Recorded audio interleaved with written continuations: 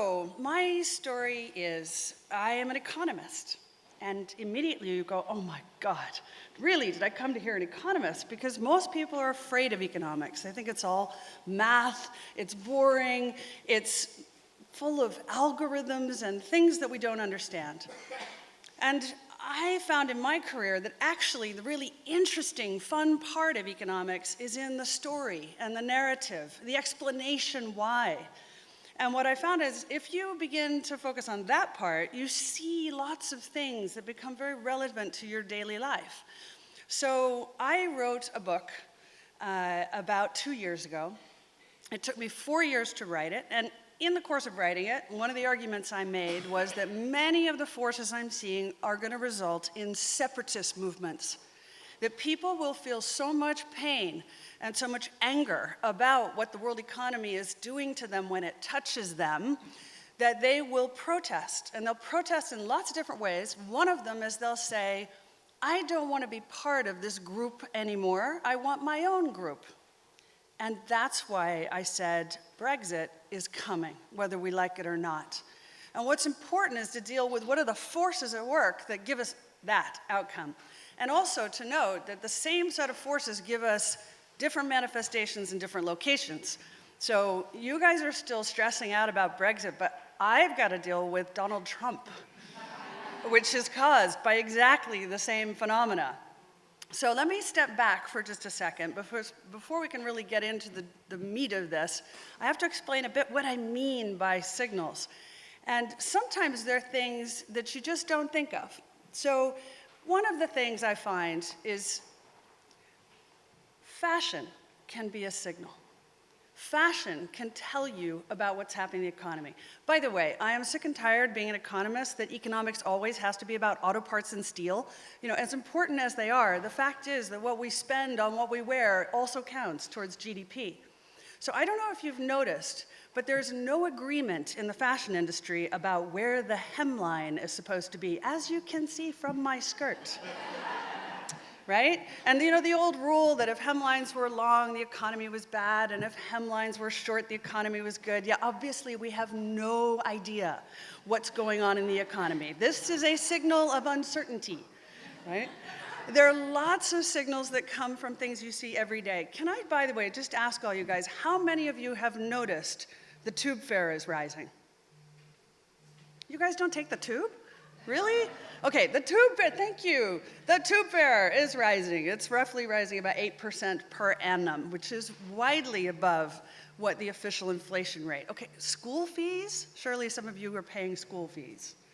Those are rising more than 8% per annum.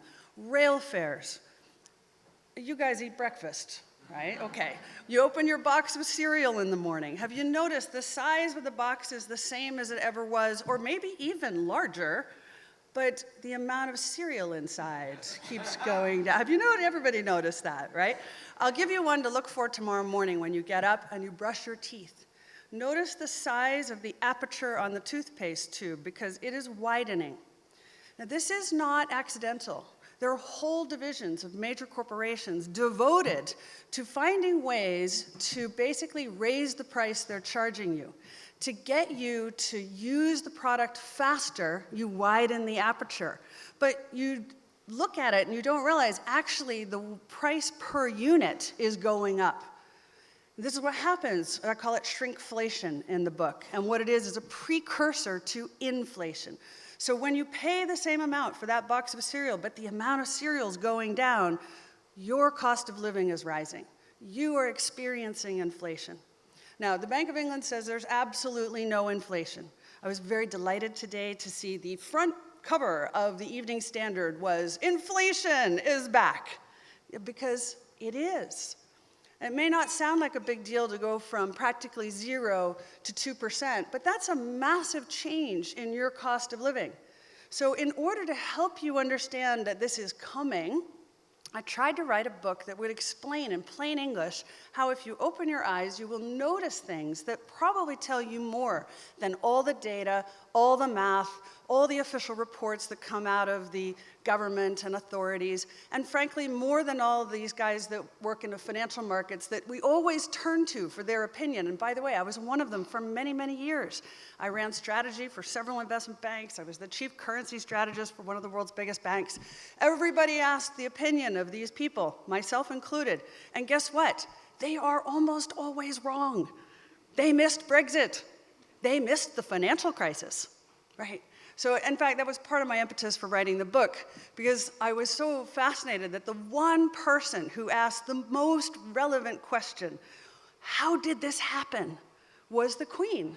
When she came to the London School of Economics, and she asked the economists, how is it you all missed this thing? It took 6 months before the economists of Great Britain were able even to reply. They sent a letter to the Financial Times, and what they said was, fundamentally, it was caused by a lack of imagination.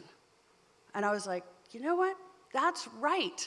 And we should go back and think about, what did the Queen say to Alice in Wonderland? You should try and think of at least 6 impossible things every day before breakfast. And remember, Alice says, but this is very difficult. And she says, we need to practice more. We all need to practice more, because it's almost always the impossible thing that actually happens.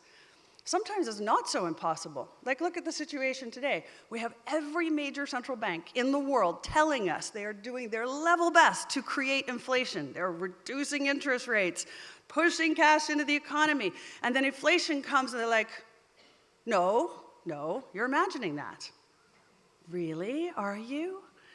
The fact is, there are reasons government might be telling you there's no inflation.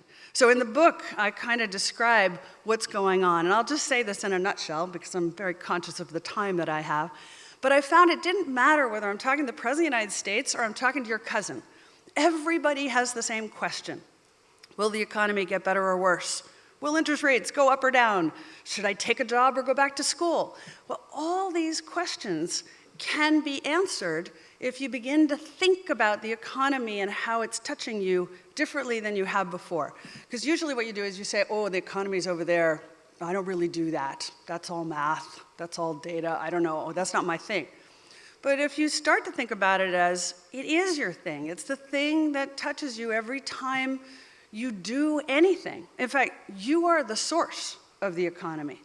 Right? Because when people ask me, is it going to get better or worse? The answer is, it all depends on you. Are you going to hunker down into fear, for example, over Brexit? If you do, then we're going to get one economic outcome. If you say, well, okay, this has happened, I may not like it, I may like it, but I decide to do something with this and go ahead and pursue something that's important to me, something that's a little beyond my current capability, that is where GDP comes from. So this is a strange notion. You know, people think GDP is a number, and what I'm saying, it's an act. It's an act of personal bravery. It happens every time you balance the hubris you have, which says, I can do that, or I want that, or I can make that happen, and the risk that you're wrong, which is the ancient Greek goddess called Nemesis. We've bumped into her a lot lately. And as you balance these two things, and you decide for yourself, given your own capabilities, your own skill set, I'm going to go ahead and try. Then we have a different economy than if you say, I'm not going to try. So having said that, I thought, well, I can't write a book where I tell everybody to go take calculated risk, that's what we call it in economics, and not do it myself. So I did it myself in a few different ways. So one of them was, I initially wrote this book, and all the publishers basically said, nobody cares about economics. Can you imagine? That's only like 2 years ago. Nobody cares about economics. So I decided, okay, fine.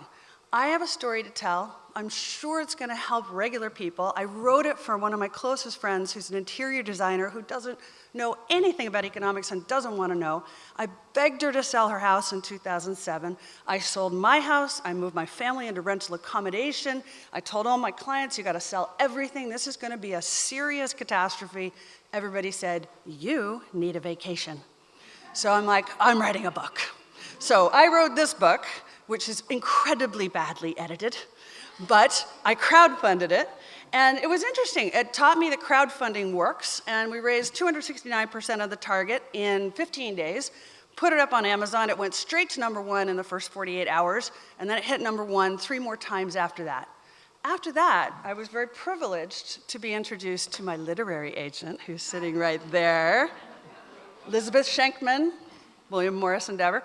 And from having the conversation with her, we found a publisher who said, this has got something to it. And it turned out in this edition, which is now beautifully edited, I'm happy to say. But what I was trying to do is show that actually things like crowdfunding work.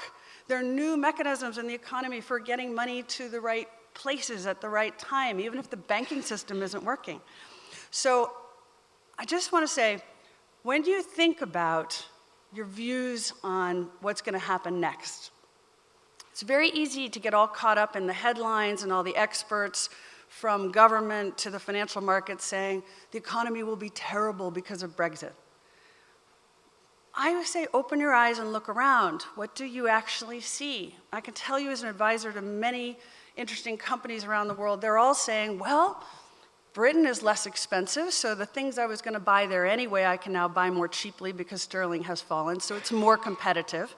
That's one thing. Second thing, their view is Britain is the most trusted entity in the world when it comes to rule of law. So if they're going to stop outsourcing rule of law to Brussels and take it back home, well, I'm betting on that. These people invented the Magna Carta, right? The British are like, no, this is going to be very difficult. I'm like, really? The City of London, everybody says it's going to shrink, be much smaller, no passporting. I'm like, you know what? Money is like water. It goes to wherever it has the least red tape and the most attractive tax environment. And I really challenge the British government to have more red tape and higher taxes than the European Union. I'm like, good luck with that, because that'll take some effort to get there. So I actually think, again, if we just look around and we think a little differently about economics, we may come away with a very different perception of what is reality. And to that end, I want to give you 2 last little examples. And very quickly. So one of them, lipstick and lip gloss. This is economics. Now, the Bank of England last year decided that in the basket of goods they use to assess what is your cost of living, decided to substitute for lipstick, lip gloss. Now, every woman in this audience knows that lip gloss is always less expensive than lipstick. So the data point said your cost of living is going down. But I don't know about you guys. I wear both. I probably wear them in 10 colors. And the reality is my expenditure is going up in spite of that substitution. That's a good example of open your eyes and you'll see the economy differently. Another one is this little bottle of perfume. It's called Joy. Everybody heard of Joy? So, launched in 1930, right after the huge financial catastrophe of 1929. Major example of the whole economy of calculated risk-taking embedded in a single bottle, because the owners realized they just lost all of their customer base, gone. And yet they decided to launch the world's most expensive perfume ever made on the assumption that no matter what happens, there's always an economy tomorrow. And someone will figure it out, even post-Brexit. And they will make money, and they will want whatever is the best in class. And so they decided to launch the most expensive perfume ever made into the massive catastrophe that was the 1930s. It became the best-selling perfume immediately upon its launch. It's been the second best performing perfume in modern history after Chanel No. 5. And what it really is an example of confidence in the future. Because if you decide that it's going to be better and you're going to be part of building it, then that's the future we're going to have. And if you decide that you're fearful and you're not going to build it, then that's the future we're going to have. So I sincerely hope that you, instead of looking to Washington or London or Brussels for the answer is in your own assessment of what are you capable of in the circumstances that present themselves. So I could talk a lot more. According to this, I still have time. Do I have a minute? Okay, I have like 30 seconds. Okay. The last thing I did By the way, I am taking this all out of my handbag. For anybody who has any questions about what is this woman doing taking stuff out of her handbag, in the book I talk about handbags and how they were a signal for me. And by the way, for all the women who've ever been bugged about how much stuff is in their handbag, I'm like, it's the economy, stupid, right? That's what that is, so, you know. Anyway, I might leave it at that. I think we're at the very, very end. But I'm so sorry I have to dash off. But because I called Brexit and I said that actually Britain will emerge okay from that exercise, I'm now getting invited to do interesting stuff, and one of them is tonight. I got invited to speak, and apparently the Prime Minister speaks right after me, so I can't be late. Anyway, thank you so much.